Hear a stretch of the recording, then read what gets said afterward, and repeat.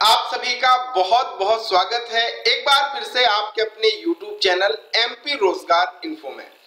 आज हमारे प्रधानमंत्री नरेंद्र मोदी जी प्रधानमंत्री किसान सम्मान निधि योजना की 17वीं किस्त का जो पैसा है वो हमारे किसान भाइयों के खाते में डालने जा रहे हैं।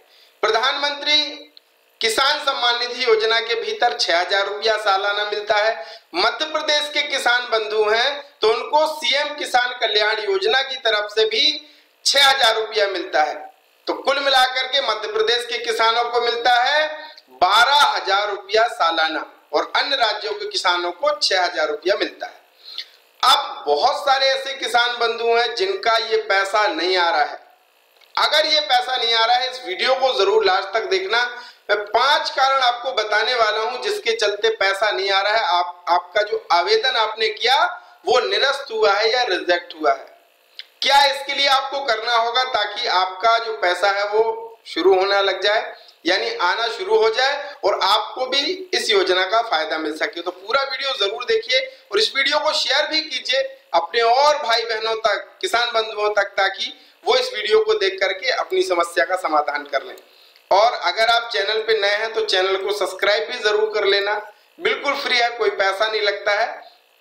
ये सब्सक्राइब का बटन है। आप हमारे वीडियोस तो निरंतर देखते हैं लेकिन चैनल को सब्सक्राइब नहीं करते, तो एक निवेदन है कि चैनल को सब्सक्राइब करके रखिए ताकि आने वाले और जो अच्छी वीडियोस हैं वो आपको मिलते रहें। चलिए शुरू करते हैं।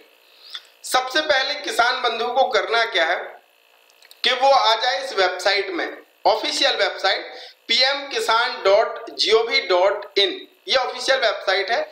यहाँ पे आने के बाद उनको एक ऑप्शन दिया जाता है now your status.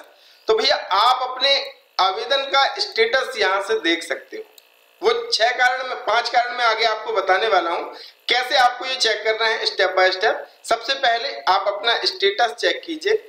Status check करने के बाद देखिए कुछ लोगों का इस तरीके का स्टेटस अगर आता है, ये देखिए लैंड सीडिंग आपका यस है, ईकेवाईसी भी आपका यस है और आधार बैंक सीडिंग भी आपका यस है, तो आपको कुछ करने की जरूरत नहीं। देखिए इनका पैसा बराबर से आ रहा है, ये पैसा आ रहा है।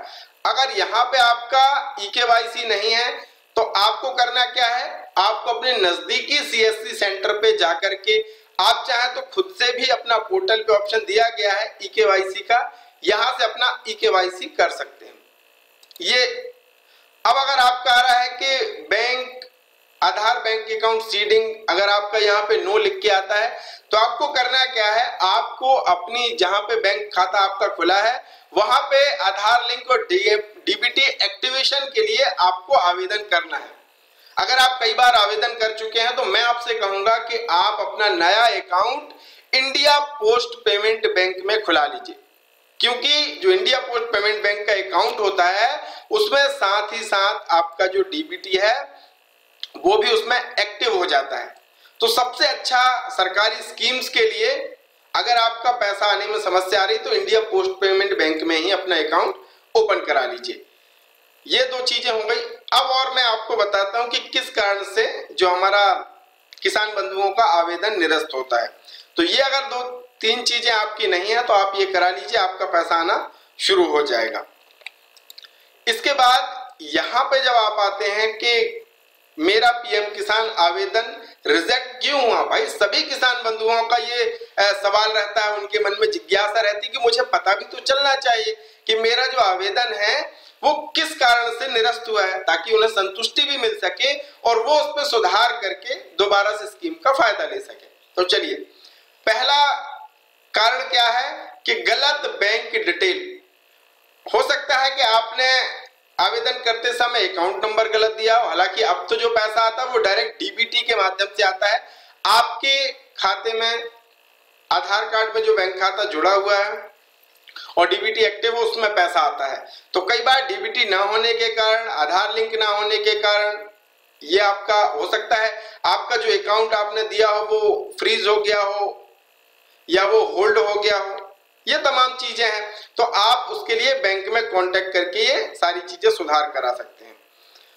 दूसरा कारण है बहिष्करण श्रेणी के अंतर्गत आप आते हैं।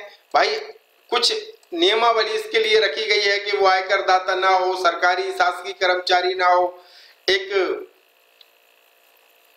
भूमि की सीमा भी रखी गई है।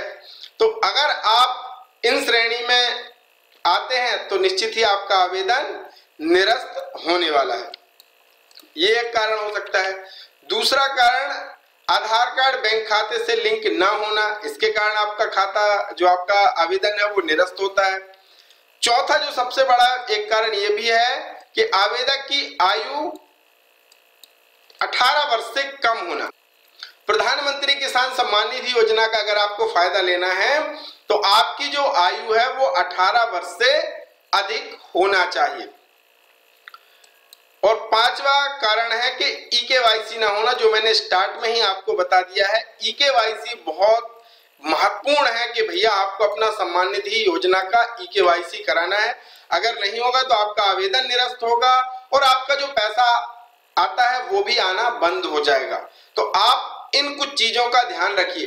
अब बहुत सारे भाई बहनों के साथ ये भी समस्या हो सकती है कि उनका प्रधानमंत्री किसान सम्मान निधि योजना का पैसा तो आ रहा है, लेकिन मध्य प्रदेश के जो किसान भाई हैं उनका किसान कल्याण योजना का जो 6000 रुपया वो नहीं आ रहा है। तो अगर आपके साथ ये समस्या है, आपके परिवार में किसी के साथ समस्या है कि भाई केंद्र सरकार वाला यानी मोदी जी वाला 6000 रुपये आ रहा है, लेकिन मध्य प्रदेश वाला यानी डॉक्टर मोहन जी जो हमारे मुख्यमंत्री हैं, जो उनकी तरफ से पैसा डाला जाता है, मध्य प्रदेश शासन की तरफ से जो पैसा डाला जाता है, वो अगर आपका नहीं आ रहा है तो आप जरूर कमेंट कीजिएगा। एक वीडियो में अलग से लेकर के आऊंगा और उसमें बताने वाला हूं कि किस तरीके से आपको प्रक्रिया करनी है ताकि आपको केंद्र सरकार का तो जो मिल रहा है वो मिलता ही रहेगा, राज्य सरकार से भी जो पैसा मिलता है वो भी मिलना शुरू हो जाएगा। तो हमारे साथ जुड़े रहिए, बहुत ही महत्वपूर्ण और रोचक जानकारी आपको यहाँ पे मिलने वाली है।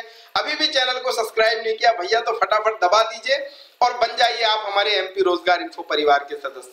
मिलेंगे एक नई वीडियो नई जानकारी के साथ, तब तक के लिए बहुत बहुत धन्यवाद। जय राम जी।